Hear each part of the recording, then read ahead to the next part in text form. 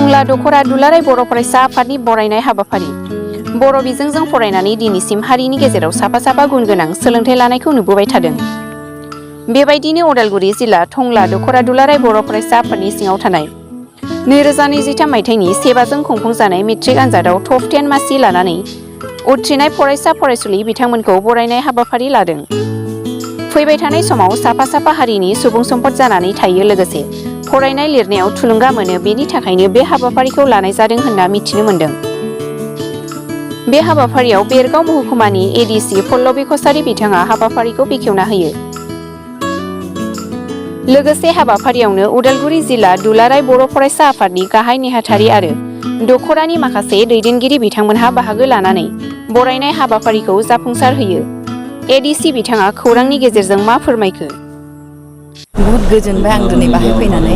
आं बिटिआरआवहाय फार्स्ट पोस्टिं आंनि, आरो आङो बाहाय गावनि मानसिफोरनि गेजेराव फैनानै ओमफ्राय जोंनि ससाइटिखौनो होन बा जोंनि जे समाज बाहाय मा धरननि जोंनाव एसे एवेयारनेस नांगौ बिनि सायावहाय आङो दिनैहाय एसे बयखौबो लोगो मोननानै एसे बुंबाय।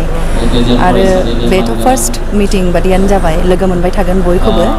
आरो आबसु इउनिट टंलानि जे दङ बिसोरखौबो आङो गोसोनिफ्राय कंग्रेचुलेट खालामबाय जे बेबादि धरननि प्रग्राम बिथांमोनहा गावनि आखायाव लानानै जोंनि माने आपकामिं जेनेरेशननि थाखाय जे खामानि मावगासिनो दङ बेखौ आङो गोसो सिंनिफ्राय बिसोरखौ थैंक यू होबाय आरो बहुत गोजोनबाय। फरायसाफोरनिसिम मा साजेसन थागोन? जोंनि बेसिकलि एडमिनिस्ट्रेटिभ पार्टनिफ्राय जोङो मा हेल्प खालामनो हायो, बबे गभर्नमेन्ट अफिसा मा खामानि मावो, बिसोर सोरखौ एप्रोच खालामनांगौ, जेनेबा कास्ट सार्टिफिकेटनि थाखाय हक बा स्कुलावहायबो जुदि माबा धरननि उसुबिदा फेस खालामदोंबा, माबा धरननि हेरासमेन्ट जुदि फेस खालामदोंबा सोरखौ लोगो हमनांगौ, बेबादि खोथा। आरो लोगोसे डिजास्टारनि टाइमावहाय, नेचुरेल केलामिटिनि टाइमावहाय अबे अफिसखौ लोगो हमनांगौ, अबे नाम्बारावहाय कल खालामबा जोंखौ मोनगोन, बेखिनि खोथाखौ होननाय जादों गासैखौबो। आरो